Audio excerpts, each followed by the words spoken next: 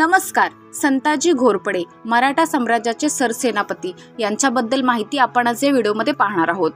संताजी घोरपडे हे मराठा साम्राज्याचे 1689 ते 1697 या काळात सरसेनापती होते.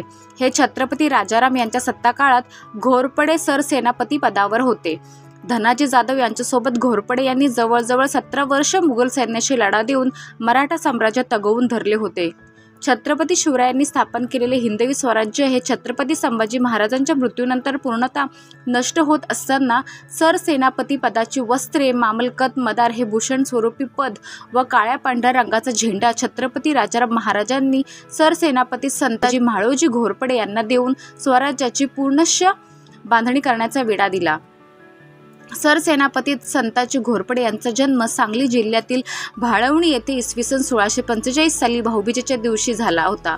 औंधच्या यमाई म्हणजे संताई देवीच्या नावावरून संताजी हे नाव ठेवले होते. एक वेळ अशी होती की राज्य नव्हते, खजाना नव्हता, सैन्यही नव्हते. त्यावेळी सरसेनापती संताजींनी हिंदवी स्वराज्याची पूर्ण बांधणी केली व मराठ्यांच्या इतिहासात सर्वात मोठा पराक्रम घडवला. मुघलांच्या साम्राज्याची पूर्णतः धुळदाण केली. औरंगजेब व त्यांचे मोठे सैन्य यांना महाराष्ट्राच्या मातीत गाडले.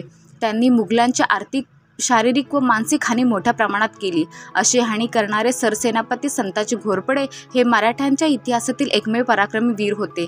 संताजींच्या बलिदानानंतर हिंदवी स्वराज्याचा कारभार करणे छत्रपतींना सोपे झाले व त्यांचा विस्तारही मोठ्या प्रमाणात झाला. धन्यवाद.